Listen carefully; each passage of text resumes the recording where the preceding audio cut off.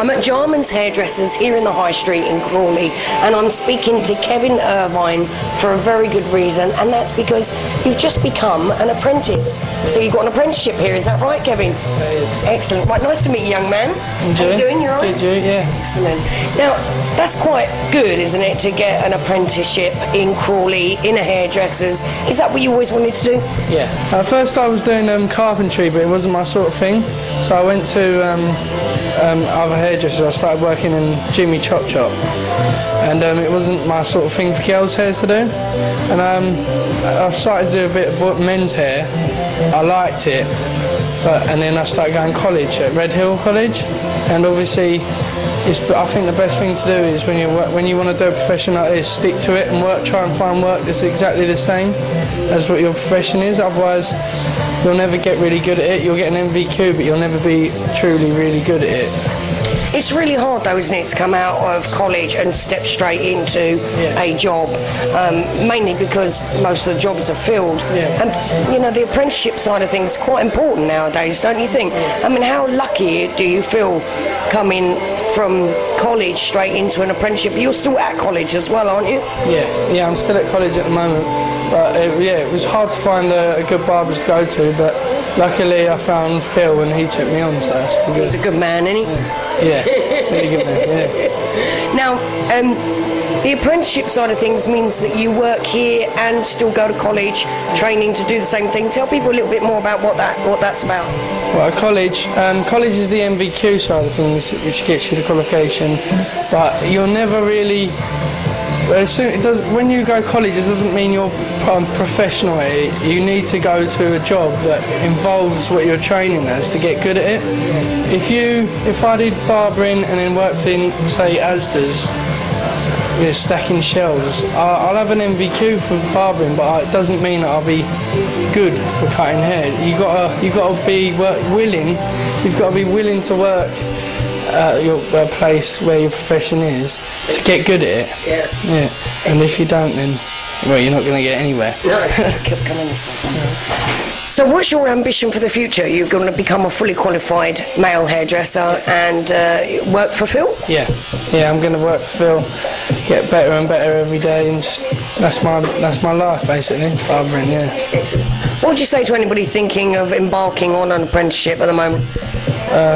Get in the profession that you want to do, make sure it's right for you, and find the work that you need to do for you to get better.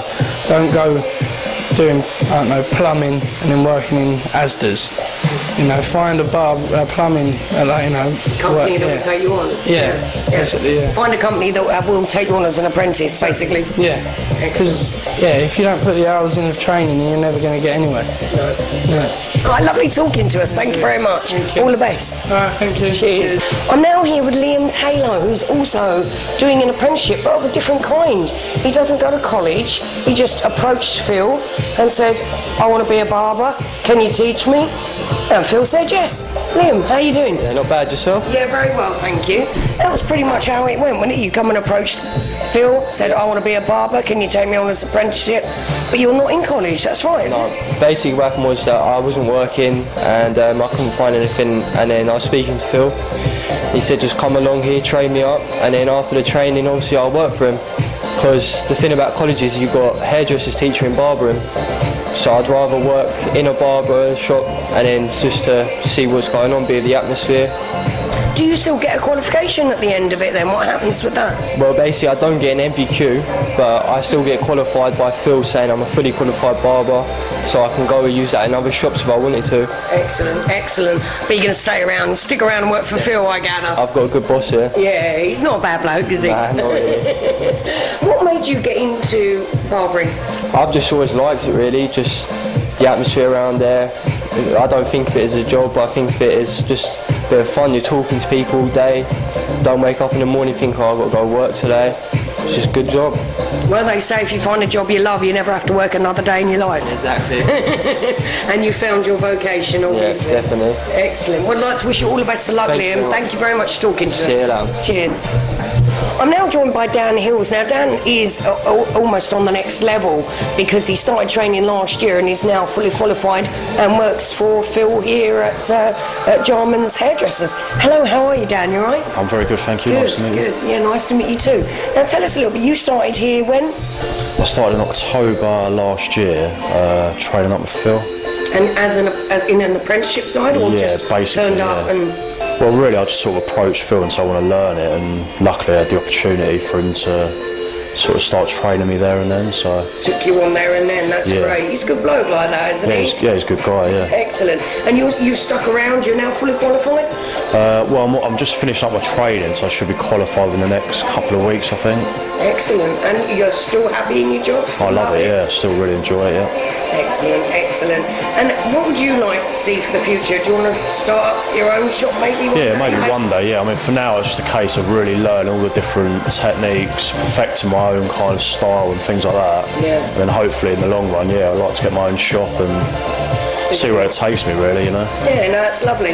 Are you a local lad? Yeah, I live in Crawley as well, yeah. You do. What do you think of the young guys that have come in and started doing their apprenticeship? Yeah, that's pretty cool, isn't it? Yeah, I think it's brilliant. Yeah, it's good to see them sort of training up, and I think, looking forward to working with them really in the future. So. Yeah. Would you like to encourage other companies to do the same? Definitely, yeah. I think it's a really good idea. It's a good way to learn, just to get hands-on straight away, and it's the best way to pick up the skills, I think, really. So, yeah, definitely. Well, I'd like to wish you all the best, and thank you very much for talking to us. No problem. Okay, I'm now joined by Phil Jarman, who is the owner of the Jarmans Hairdressers, and we've actually come up to his Pound Hill establishment, which is much nicer than the other one. Not really, no. It's larger than the other shop. This one was first, or the other one was first, Phil? It was first, yeah. We've been here now for about 8 years, so the one in town is just before Christmas, so Excellent. Expanding slowly. Nice of you to let us into your establishments and talk to you today.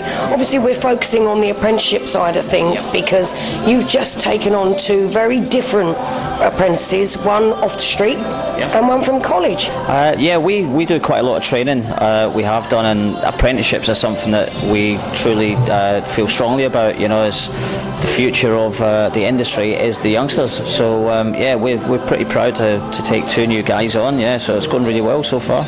Of course, because Dan was also one of your apprentices last year as well. Right. Was he the first of many, or have you had? Is he the first, or have you had before Dan?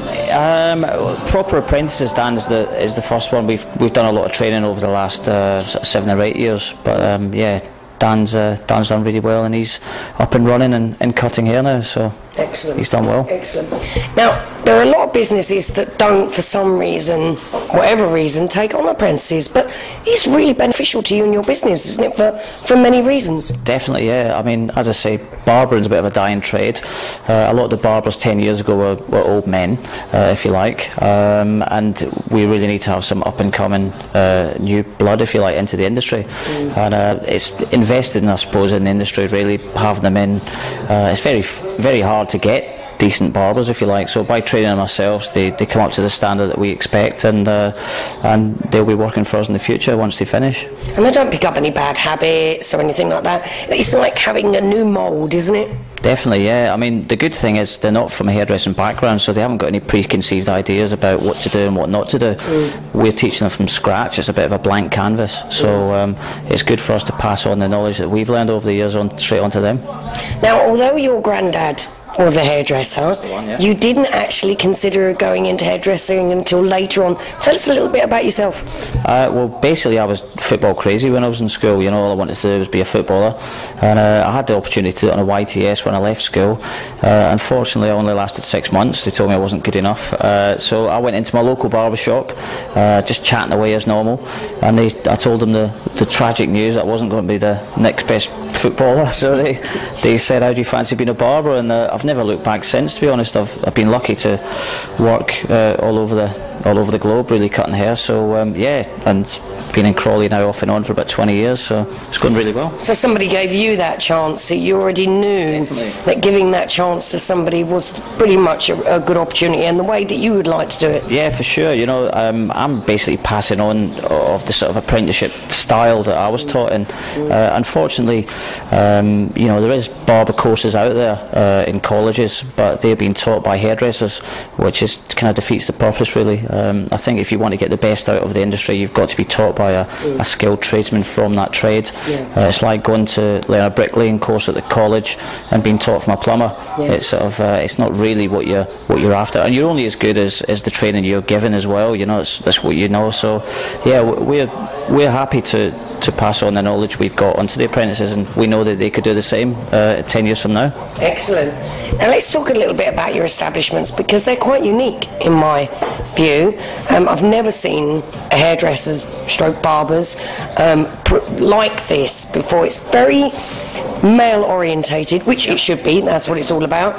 And you've got the HD Sky TV with Sky News and music and a cold beer if they would like one, or tea and coffee. Now, that's pretty unique in the way that you have made it very comfortable for the men. I mean, we've sort of noticed that there's a massive gap in the market between spit and sawdust barbershops and somebody like Tony and Guy. You know, there's one extreme to another. So there's a massive big gap in the market, and that's what we went for. We went for somewhere that's still affordable for blokes to have the haircut, but you know, there's really nice surroundings. Most of the time in busy barbershops, you've got to sit about waiting. So if you can sit and you can watch the match of the highlights from the night before, or some music, or that sort of thing, have a cold beer or a tea and coffee, it's not a bad place to hang out. No, well, let's face it, the ladies' hairdressers have the magazines, and they're catered for the ladies, so why not the men? Yeah, definitely. It's about time I think the guys spoiled themselves. The only problem is getting them out, you know. After the haircut, they want to hang out for a while. Tell people, you've benefited largely out of getting apprentices, haven't you? No, I think it is the future of any business, really, whether it be hairdressing or, you know, building trade, or, you know, any trade at all, really. I think having an apprentice is, you can't beat it, really, because you're sort of moulding them into the way you want to do the job, customer service, etc., etc. So I think it's the future of any business. So yeah, can't recommend it enough. And either way, the college or just Joe Bloggs off the street with the passion that would like to learn the trade, either way, it's all good, isn't it? No, for sure. You know, I think obviously it's they've got to put in there a bit of hard effort and work as well. You know, taking an apprenticeship on, taking an apprentice on is a commitment for myself, but obviously it's a commitment from the guy who's doing the apprenticeship. So, you know, you expect reliability, you know, honesty, and a bit of good old hard work. You know, so if they're willing to put the effort in, we're willing to teach them as well. So, you know, if that's the case, it should be as fine. we heard from Dan, it's well worth it. He loves this job. He does indeed. No, he loves you. We love him too. Well, thank you very much, Phil. Lovely to talk to you today. Thanks very much. Thanks for Take care. Bye-bye. Okay.